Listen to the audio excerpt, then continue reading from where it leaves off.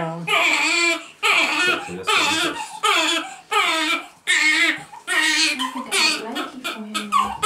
Have we got a baby going here?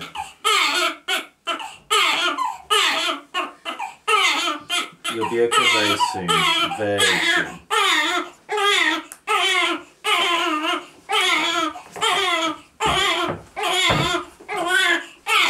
Here we go.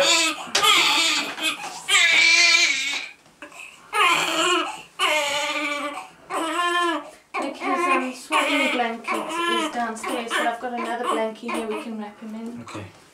There we go, feet covered, and you're a happy Ollie. There you go. As soon as his feet get covered, he's like really happy. There we go, and tomorrow we're going to give you a little massage with olive oil on your feet. Is that going to be nice?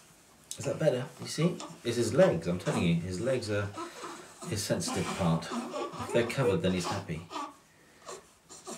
Hey? So careful not to twist a little finger back, hey?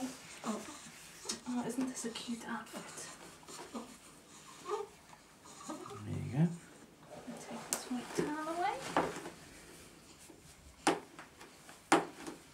Just hang this up over here.